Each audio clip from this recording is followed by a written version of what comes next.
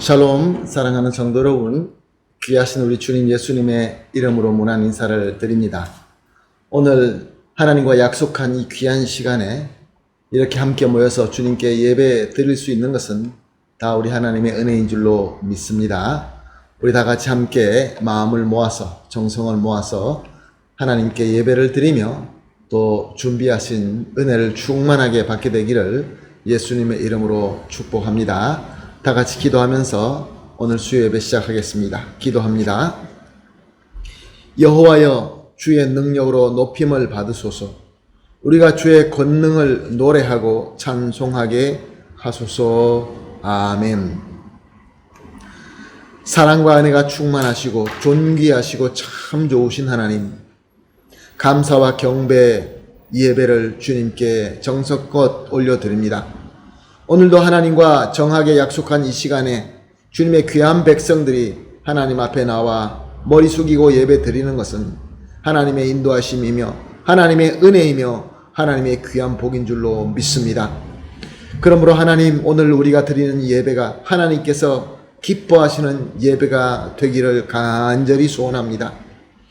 그러므로 우리의 최고의 예배가 되어서, 그래서 이곳에서 하늘에서 이루어진 것 같이 이 땅에서도 하나님의 나라가 이루어지게 하여 주시옵소서. 사랑하는 성도 여러분, 그러므로 우리의 모든 허물과 죄와 우리의 짐을 먼저 우리 주님께 내려놓습니다. 주님께서 용서하여 주시고 씻어주시고 치유하여 주시고 회복시켜 주심으로 말미암아 하나님께서 기뻐하시는 거룩한 산 제물로 드리면서 하나님께서 주시는 은혜를 담기에 합당한 그릇이 다 되게 하여 주시옵소서. 이 예배 시종을 온전히 주님께 맡겨드리며 사랑하는 우리 주님 예수님의 이름으로 기도합니다. 아멘. 할렐루야. 다 같이 찬송하시겠습니다. 324장입니다. 예수 나를 오라 하네. 324장 함께 찬송드립니다.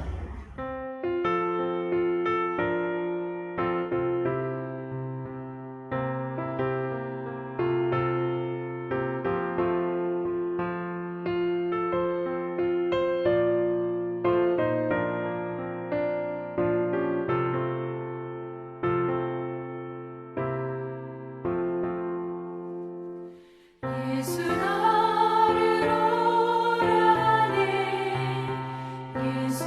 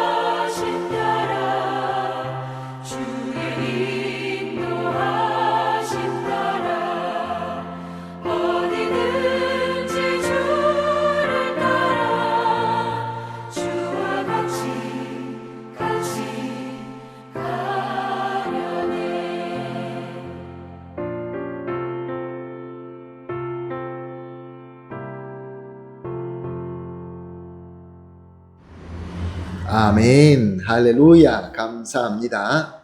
다 같이 함께 기도하겠습니다. 함께 기도하실 때 우리를 대표해서 하수연 권사님 기도해 주시겠습니다. 기도합니다.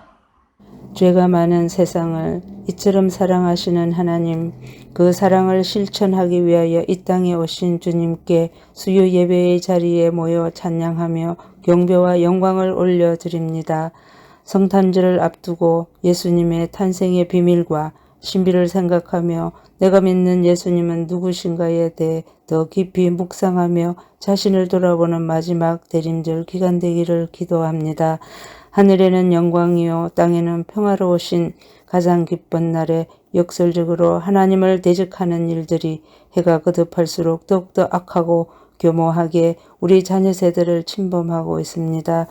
마지막 때 일어날 예언될 말씀들이 빛의 속도로 빨리 진행되고 있는 것을 눈으로 보고 느끼며 살아가고 있습니다. 이 모든 일들이 온 우주를 다스리고 계시는 하나님께 주권이 있음을 믿습니다. 저희를 고아와 같이 버려두지 아니하시고 임마누엘 하나님 함께 동행하여 주시고 때를 따라 돕는 보혜사 성령님 인도하심 따라 믿음으로 한 발 한 발 나아갑니다. 주일 예배 때에 목사님 선포하시는 로마서 말씀과 수요 예배 시편 말씀이 서로 조화를 이루어 성도들의 삶의 작은 씨앗이 되어 자라고 성장하여 아름다운 성령의 열매를 맺어가는 형제요 자매 되기를 기도합니다. 한 해를 보내며 새로운 2023년 소망을 꿈꾸며 준비하는 각 개인과 가정과 한인 공동체 위에 하나님의 뜻이 이 땅에서 이루어지길 기도합니다.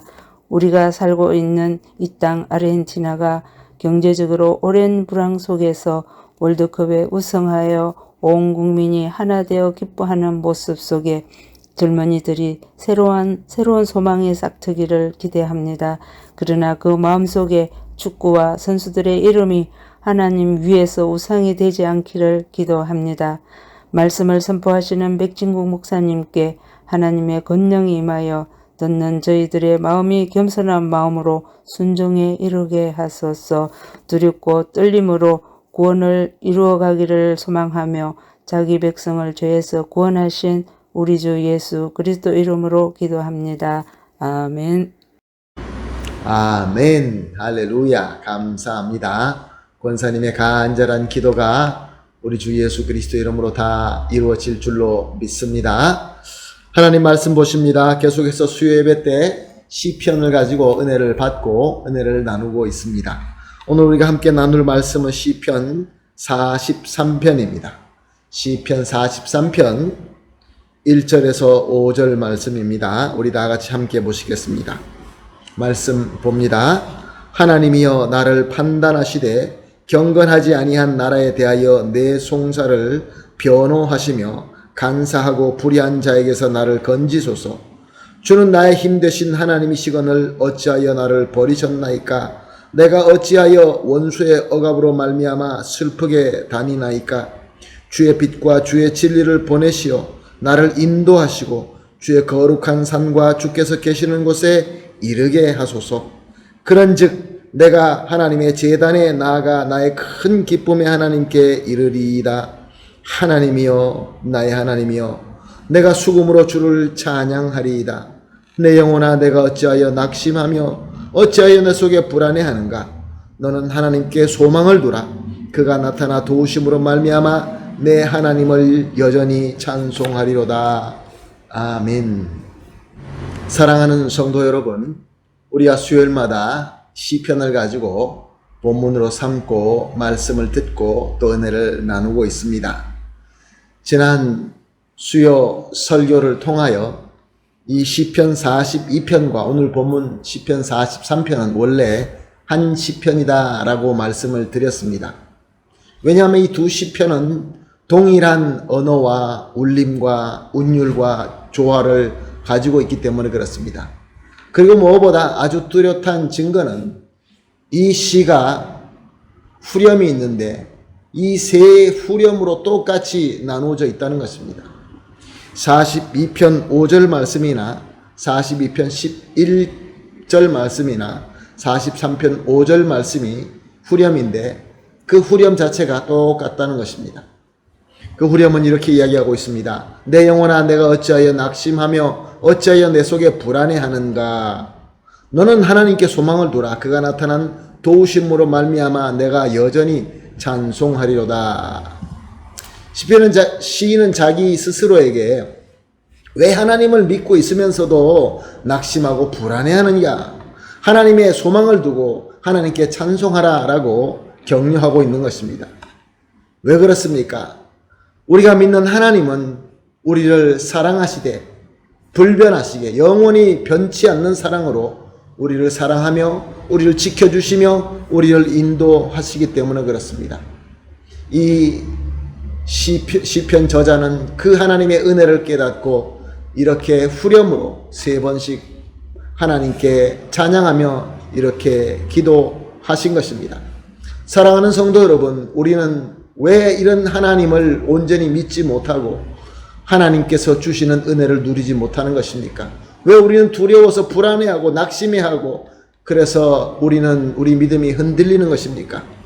하나님의 사랑이 변해서가 아니고 하나님의 은혜가 변해서가 아니라 하나님의 그 귀하신 그 은혜를 우리의 부족함으로 말미암아 우리가 인지를 못하기 때문에 그렇습니다. 우리 하나님의 은혜는, 우리 하나님의 사랑은 단 한순간도 우리를 멀리하지 않습니다. 항상 함께 하십니다. 그의 전지하신 능력과 전능하신 능력으로 우리와 항상 함께하고 계시는 것입니다. 우리가 잘 믿지 못하거나 잊어버려서 그렇지 단 한순간도 우리 하나님께서는 우리를 놓친 적이 없으십니다. 오늘 이 시편의 저자는 이렇게 하나님을 알고 하나님을 믿음에도 불구하고 극심한 고난이 다가오자 불안해하고 낙심해했던 것입니다. 그러나 하나님의 은혜를 다시 인지하면서 불안으로 낙심한 자기 자신을 믿음의 찬양으로 스스로에게 격려하면서 하나님 앞에 나아갔던 것입니다. 내 영혼아 왜 너 낙심하고 불안해하냐. 그러지 말라. 너에게는 하나님이 있지 않느냐. 자기가 자기 스스로에게 이런 식으로 기도하며 이런 식으로 또 찬양하며 이런 식으로 하나님께 기도하였던 것입니다. 우리는 이미 첫 번째, 두 번째 후렴 앞에 있는 그 부분을 본문으로 삼고 설교를 들으면서 은혜를 받았습니다. 기억나십니까? 42편 1절에서 5절 부분은 마치 작은 물이라도 마셔야만 살 것 같은 그 영적으로 갈급한 상태에서 마치 목숨 걸고 맹수가 널린 광야 골짜기 저 아래에 졸졸 흐르는 그 물이라도 내가 먹어야 살 것 같은 목마른 사슴처럼 눈물 흘리며 하나님의 은혜를 간절히 찾고 있을 때 하나님의 은혜가 임함으로 말미암아 소망을 얻고 낙심하고 있는 자신에게 격려하면서 소망의 찬성을 한 것입니다. 그리고 두 번째 부분은 42편 6절에서 11절입니다.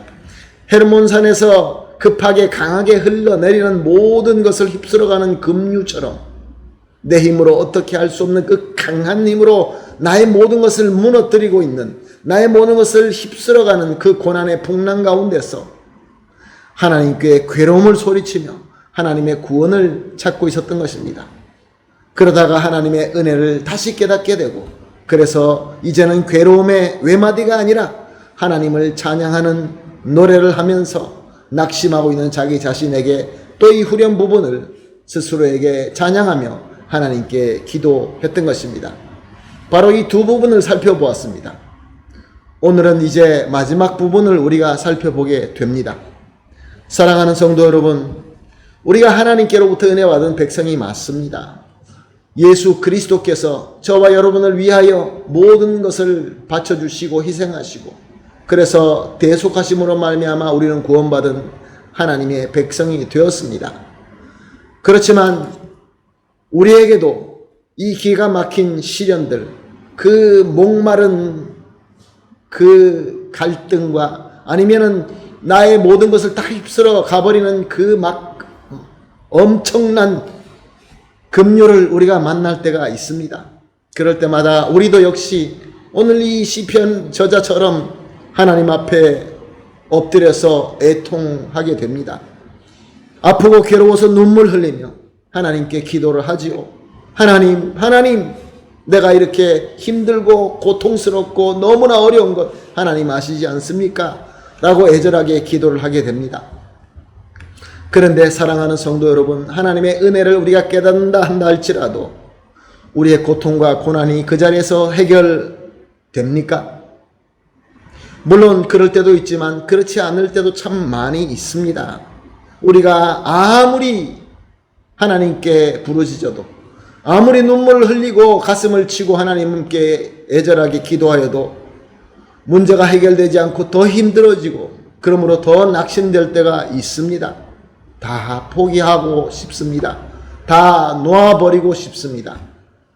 사랑하는 성도 여러분, 이렇게 우리가 괴로워하고 이렇게 슬퍼할 때 누가 우리를 향하여 내 믿음이 적어서 그렇다, 내 기도의 정성이 적어서 그렇다, 이렇게 감히 말할 수 있겠습니까?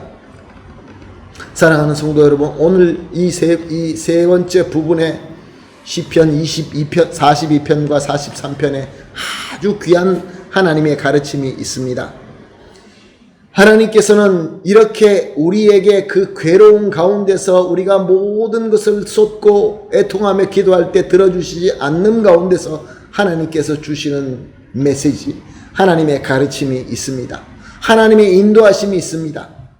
우리에게 다가오는 메마른 갈등이나 휩쓸어가는 급류의 풍랑에서 간절히 기도할 때 하나님께서는 우리에게 메시지를 주십니다. 무슨 메시지입니까?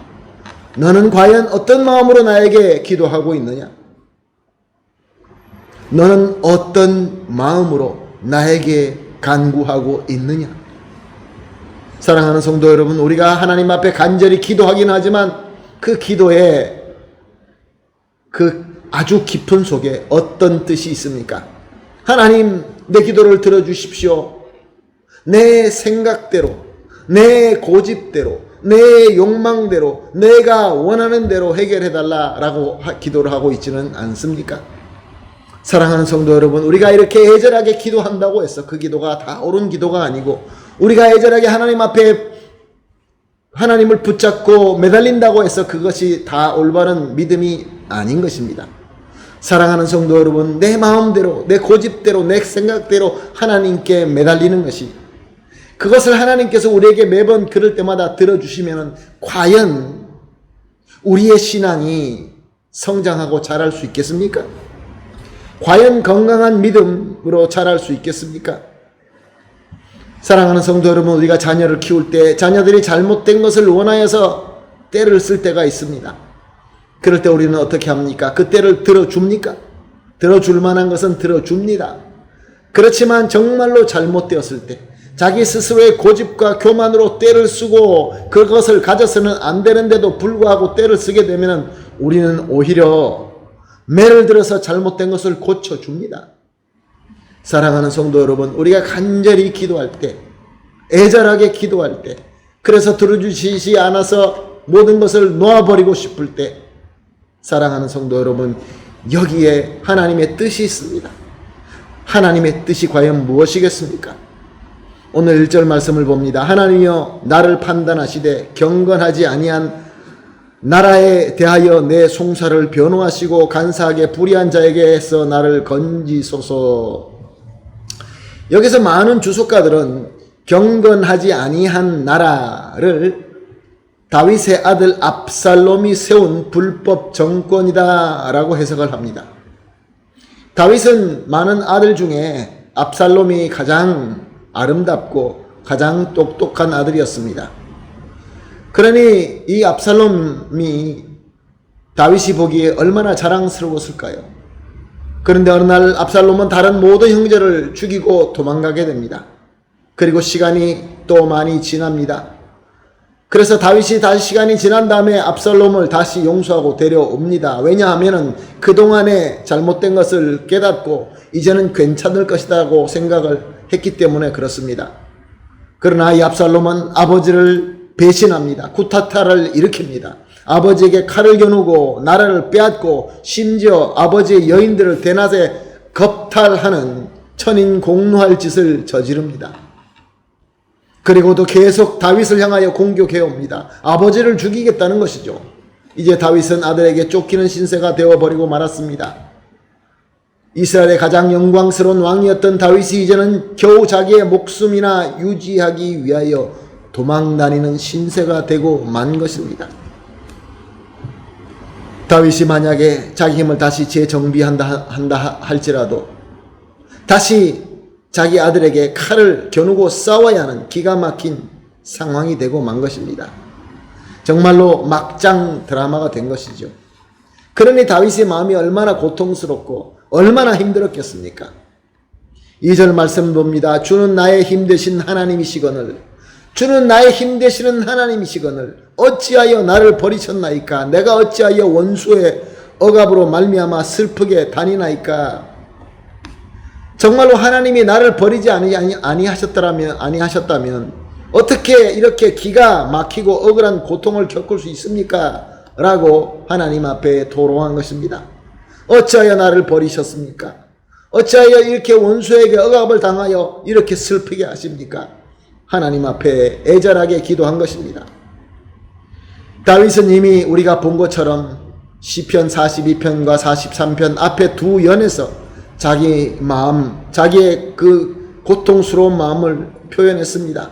사슴이 너무나 극심한 가뭄과 갈증으로 말미암아 헤매다가 저 위험한 광야 계곡 밑에 있는 물을 찾아서 헤매는 것 같이 그렇게 안타까운 심정이었고, 또 바다가 서로 부딪히고 헬모산에서 떨어지는 폭포수와 같은 엄청난 힘으로 자기를 휩써가는 그 정말로 곧 죽을 수밖에 없는 두려움과 불안으로 떠는 그 고통을 겪고 있었던 것입니다. 그래서 하나님 앞에 간절하게 기도했죠. 하나님 나를 여기서 구원해 주십시오 라는 간절한 마음으로 하나님 앞에 기도했던 것입니다. 그런데 이 오늘 본문인 세 번째 연에서는 이 다윗의 애절한 기도에 앞에 두 연에서 보지 못하는 부분들을 우리가 볼 수 있습니다. 비록 주님께 자신의 괴로움과 슬픔을 간절히 애통하며 기도하고 있지만 본질적으로 하나님만 믿고 하나님께 나의 모든 문제를 온전히 맡기고자 하는 차원에서 기도하고 있다는 것을 발견할 수 있습니다. 다시 1절을 봅니다. 하나님이여 나를 판단하시되 경건하지 아니하는 나라에 대하여 내 송사를 변호하시고 간사하고 불의한 자에게서 나를 건지소서. 그렇습니다. 다윗은 이제 자기 어려움과 고통을 내가 원하는 대로 해결해달라는 기도가 아니라 모든 것을 하나님의 판단에게 맡기겠다라고 기도하고 있는 것입니다. 하나님께서 하나님의 뜻대로 내 자신을 구원해달라라는 기도를 하고 있는 것입니다. 사랑하는 성도 여러분, 다윗이 이렇게 극심한 고통 속에서 이 억울하고 그 아프고 슬픔 가운데서 하나님께서 자신을 향한 뜻이 무엇인지 깨닫는 은혜를 받게 된 것입니다. 할렐루야. 사랑하는 성도 여러분, 그렇습니다.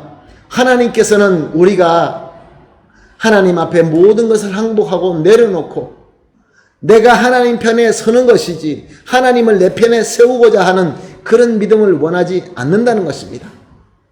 우리는 깨닫지 못하고 마치 성숙하지 못한 어린아이처럼 내 위주로 내가 원하는 대로 내 생각대로 내 지혜대로 내 고집대로 결국은 나의 어리석음대로 하나님이 내 편을 들어서 하나님이 내 말대로 들어주는 것을 아주 간곡하게 기도하고 있는 것입니다.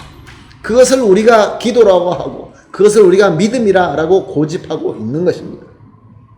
사랑하는 성도 여러분, 성경에 보게 되면 예수님의 비유가 나옵니다. 그 비유에 과부와 재판장의 비유가 있습니다. 불의한 재판장에게 과부가 끝까지 때를 써서 자기 원한을 푸는 비유가 있습니다. 그리고 또한 마가복음 9장 23절에 예수님의 말씀에 할 수 있거든이 무슨 말이냐, 믿는 자에게는 능치 못할 일이 없느니라. 사랑하는 성도 여러분, 성경의 이런 말씀들을 어떻게 이해하고 어떻게 믿고 있습니까?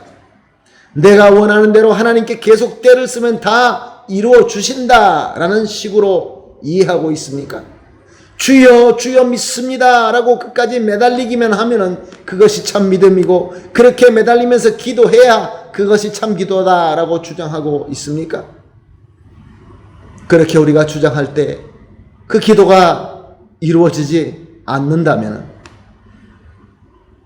끝까지 기도하지 못했다, 믿음이 부족했다, 그렇게 이야기하겠습니까?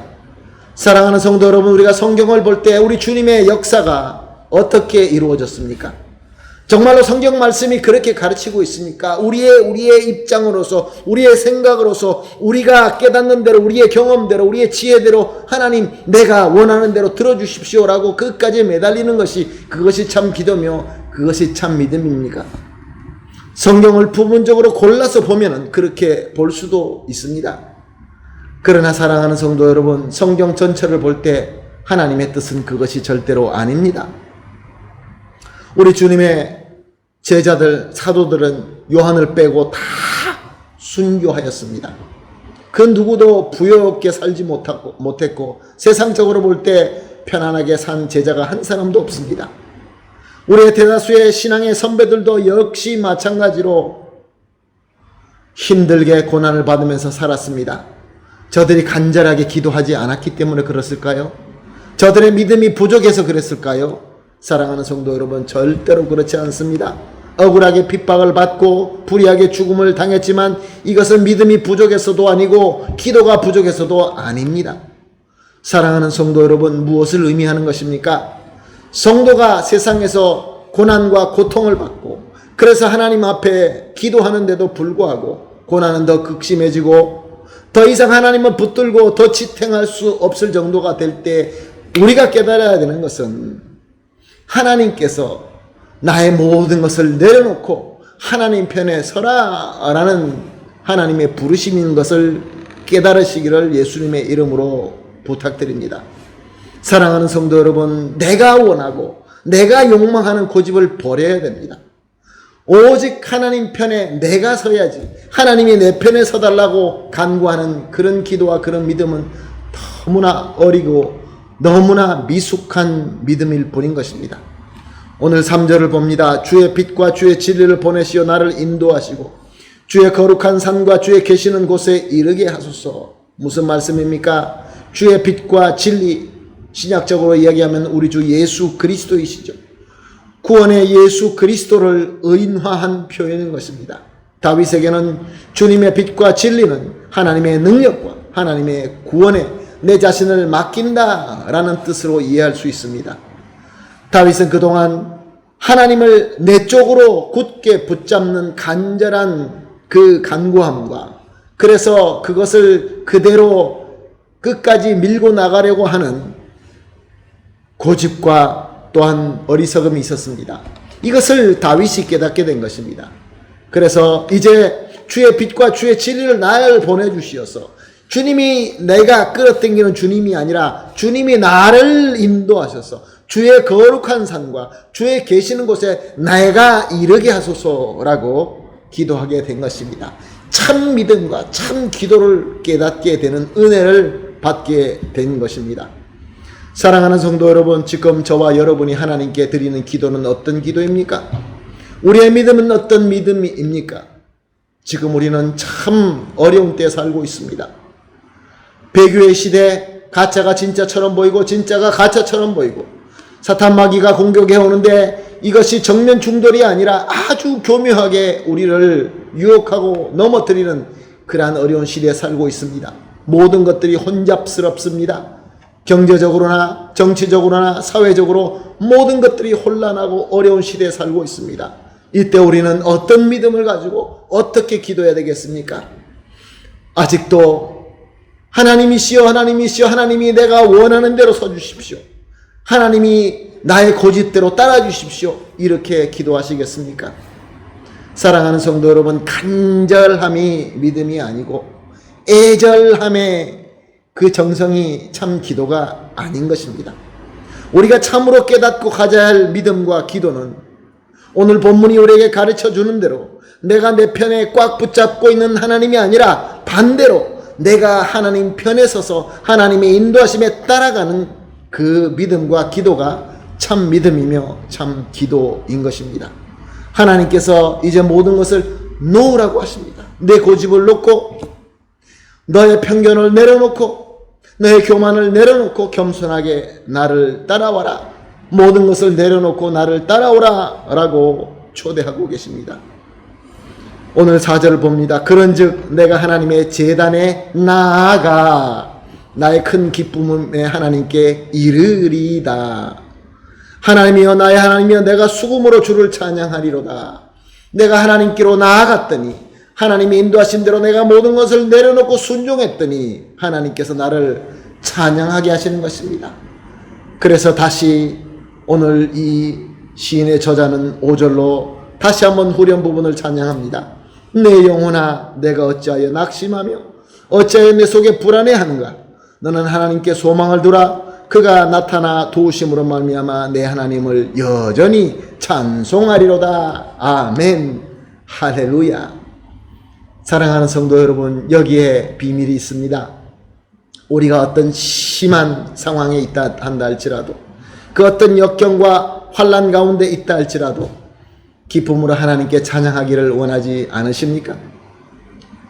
그렇다고 한다면은 내 생각과 내 고집들의 믿음을 내려놓고 오직 하나님만 믿고 하나님께 온전히 맡기는 그러한 믿음으로 이제 하나님 편에 서십시다. 오직 하나님 편에 서서 주님의 인도하심에 순종할 때 우리 마음속에는 하나님이 기쁨을 주실 것이고 하나님의 능력으로 말미암아 우리는 승리할 것이고, 그래서 감사함으로 오늘 이 본문 시편 저자가 찬양한 것처럼 하나님께 기쁨으로 찬양하는 저와 여러분이 될 줄로 믿습니다. 축복합니다. 할렐루야. 아멘. 다 같이 기도하겠습니다. 하나님 감사합니다. 그동안에 간절하게 하나님을 붙들고 내 편에 세우기 위하여 내 뜻과 내 생각과 내 지혜대로 하나님을 내 마음대로 부리려고 했던 그러한 간절함이 있었습니다. 주님, 이것이 참 믿음이, 이것이 참 기도가 아니라는 것을 깨닫게 하여 주시니 감사합니다. 주님, 이제 하나님의 뜻이 무엇이며 하나님의 나라가 무엇이며 하나님의 의가 무엇인지 먼저 찾게 하여 주시옵소서. 그리하여서 내가 하나님 편에 서고 하나님이 인도하시는 대로 순종하며 하나님께서 나에게 주시는 대로 감사하며 순종하게 하여 주시옵소서. 그리하여서 주님 안에서 승리하고 주님 안에서 기쁨을 얻고 주님 안에서 찬양하게 하여 주시옵소서. 감사하며 예수님의 이름으로 기도합니다. 아멘. 할렐루야. 감사합니다. 받은 은혜를 생각하시며 찬송합니다. 찬송가 542장 구주 예수 의지함이 하나님께 기쁨으로 찬송 드리겠습니다.